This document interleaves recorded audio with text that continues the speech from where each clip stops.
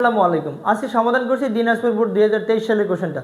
Dinajpur board 2023 সালে যে কোশ্চেনটা আসছে, উদ্দীপকটা এমন ছিল, একটা বিশুদ্ধ স্বর্ণের বারের দৈর্ঘ্য ছিল 3.5 সেন্টিমিটার, প্রস্থ ছিল 1.6 সেন্টিমিটার এবং উচ্চতা ছিল 2 সেন্টিমিটার।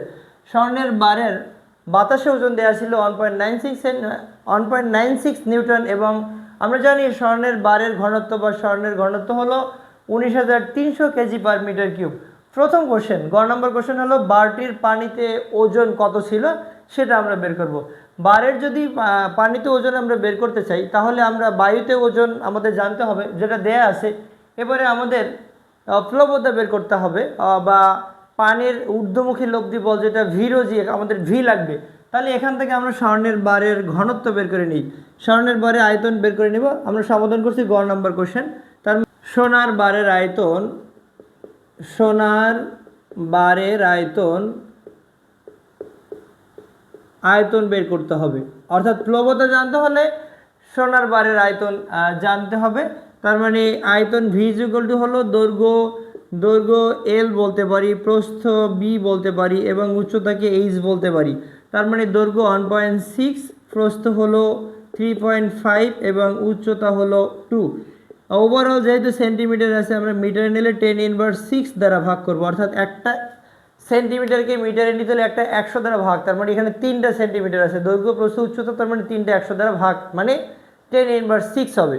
এবার এখান থেকে আমরা একটু দেখি তাহলে এই স্বর্ণের বারের আয়তনটা কত হয়, আমরা একটু বের করে নিই।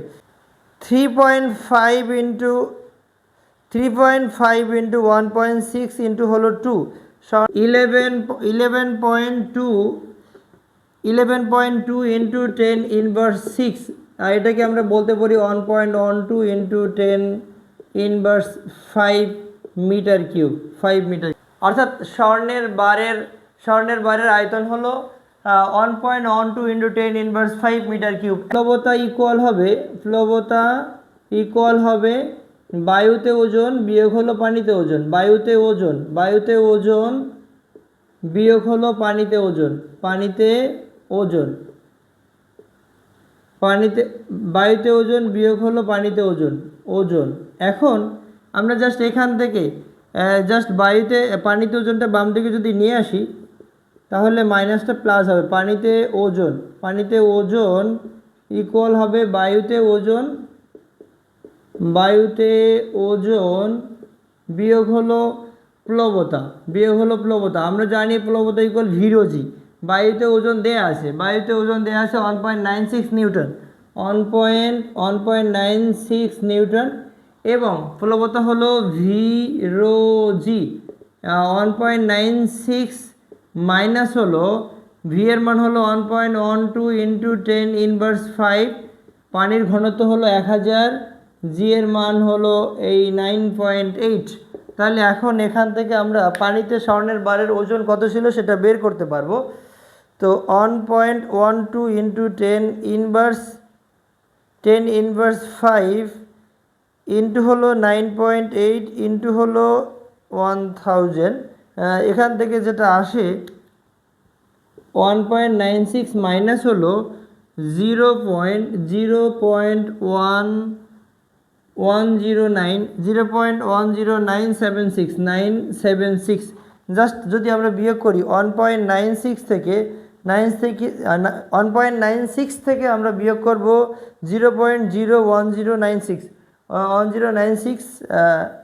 976, তাহলে আমরা পাচ্ছি এখান থেকে 1.850 এটা আমরা বলতে পারি। অর্থাৎ পানিতে স্বর্ণের বারের ওজন হলো 1.85024 নিউটন। স্বর্ণের বারটি বিশুদ্ধ কিনা সেটা আমরা একটু বের করতে চাই। স্বর্ণের বারের যদি আমরা ঘনত্ব, স্বর্ণের বারের এই যে স্বর্ণের বারটা দেয়া আছে এটার ঘনত্ব যদি 19,300 হয় তাহলে আমরা বলতে পারবো যে স্বর্ণের বারটি বিশুদ্ধ। তো আমরা সমাধান করছি ঘ নম্বর কোশ্চেনটা। স্বর্ণের বারের ওজন দেয়া আছে, আমরা জানি স্বর্ণের বারের ওজন ইকুয়াল ডাব্লিউ ইকুয়াল হচ্ছে mg। তাই এখান থেকে আমরা ভর বের করে নিই, m ইকুয়াল হবে w/g। ডাব্লিউ এর মান দেয়া আছে 1.96, জি এর মান আমরা জানি 9.8। 9.8। তো এটাকে যদি আমরা ভাগ করি, জাস্ট এটা 0.2 হবে, 0.2 কেজি।